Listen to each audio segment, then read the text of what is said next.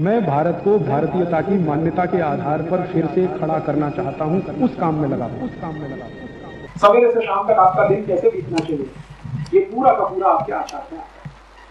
दिनचर्या, दिन को कैसे बिताना, ऋतुचर्या, ऋतु माने जो मौसम बदलते हैं उसमें आपका आचरण कैसा होना चाहिए। अभी एक खास तरह का मौसम आ गया बारिश का, तो उस समय आचरण कैसा होना।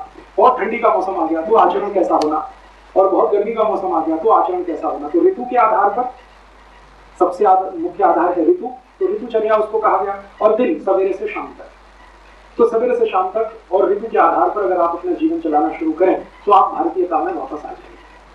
अब आप बोलेंगे इसके बारे में कुछ माहिती है क्या? हाँ है, छोटी छोटी माहिती है, छोटी छोटी बातें हैं जिनको आप ध्यान रखते हैं। सबसे बड़ी बात यह है कि आप समशीतोष्ण जलवायु में रहते हैं तो शरीर भी समशीतोष्ण रहे, समशीतोष्ण हर जगह सम में रहे शरीर।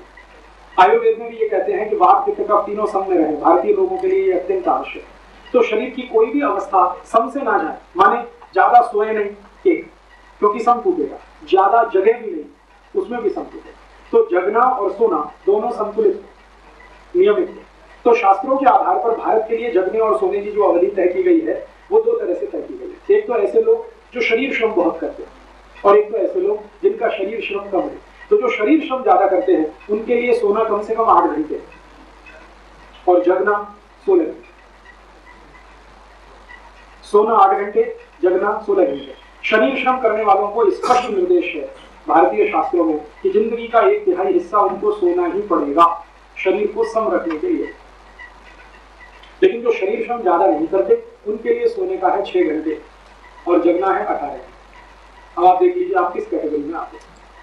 अगर शरीर श्रम नहीं है आपका तो 6 घंटे सोना पर्याप्त है, और शरीर श्रम है तो 8 घंटे। लेकिन कभी कभी एक छूट दी गई है, वो ये कि आपका शरीर जब स्वस्थ महसूस करे उतनी देर सो लेना। ये तीसरी एक कैटेगरी बनेगी, लेकिन ये सभी के लिए नहीं है। जब आप कोई बीमारी की स्थिति में हैं, कोई रोग की स्थिति में है, तो जब तक आपका शरीर स्वस्थ महसूस ना करे तब तक सोए, और जब स्वस्थ महसूस करे तो जगे। वो बीमारी की स्थिति है तीसरी में। स्वस्थ होने की स्थिति 8 और 6 घंटे की, श्रम करने वालों को 8, नहीं श्रम करने वालों को 6। और बीमारी की स्थिति में जब तक आप सोएं और महसूस करें स्वस्थ वहां तक, तो 10 घंटे भी हो सकता है, 12 घंटे भी हो सकता है। ठीक है, हमारे भारतीय शास्त्रों में एक स्पेशल कैटेगरी है, अलग से लिखा गया बच्चों के लिए। बच्चे होते हैं 1 साल की उम्र तक के बच्चों को 18 घंटे सोना, 3 साल तक की उम्र वालों को 16 घंटे, 5 साल तक की उम्र वालों को 14 घंटे, और उससे आगे 7-8 साल के हो जाएं तो 12 घंटे, फिर 10 साल के हो जाएं तो 8 से 10 घंटे। जैसे ही वो 12 साल क्रॉस करें तो 8 घंटे। जो शरीर श्रम वाले हैं उसी कैटेगरी में आ जाए। और 15 साल की उम्र का लड़का या लड़की माना जाता है कि वो मनुष्य होने की स्थिति में है, तो फिर वही श्रम वाला अगर मानसिक श्रम करता है तो 6 घंटे, शरीर श्रम करता है तो 8 घंटे। तो आप इस फॉर्मूले को अपने जीवन में हमेशा ध्यान। ठीक है, तो सोना जगना हुआ। अब इसमें थोड़ा आगे आचार, सोना जगना। अब अगर आपने सोना जगना फिक्स किया है तो टाइम फिक्स करना। अगर आपकी 8 घंटे की नींद आपको पूरी करनी है तो रात को कितने बजे सोना आपके लिए फिक्स करना पड़ेगा। 8 घंटे की नींद चाहते हैं तो रात में कम से कम आपको 8 बजे 9 बजे तक तो सो ही जाना पड़ेगा, तभी 8 घंटे की नींद हो सकती। तो इसका माने ज्यादा देर रात्रि जागरण भारतीय संस्कृति के प्रतिकूल है, तो ज्यादा रात्रि जागरण ना करें। लेकिन समय विशेष पर कोई ऐसी परिस्थिति है जिसमें आपको जागरण करना ही पड़े तो वो साल में 2-4 दिन से ज्यादा नहीं होना चाहिए।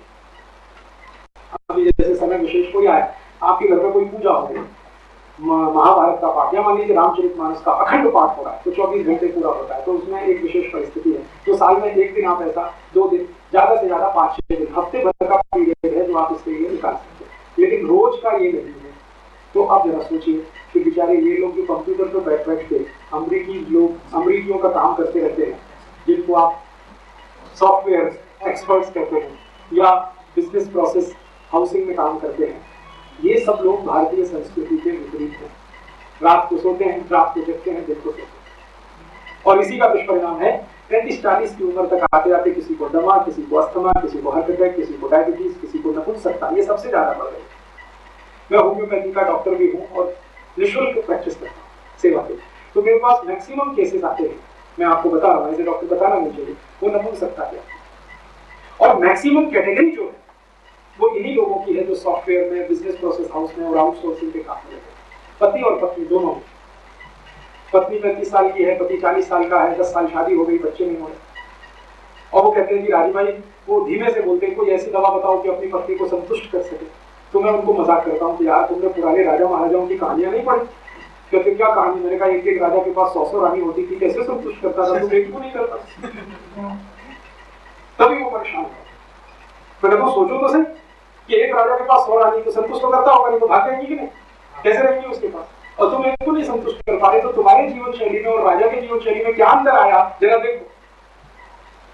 तब उनको ये नपुंसकता सबसे बड़े पैमाने पर फैल रही है इस क्लास में, जो सॉफ्टवेयर में काम कर रहे हैं या बिजनेस प्रोसेस हाउस में काम कर रहे हैं। मुझे ये कहते हुए बहुत डर लगता है कि इस पूरे क्लास में 70% नपुंसक स्त्री और पुरुष को, 70%। इसलिए उनके यहाँ बच्चे ज्यादा नहीं हुए।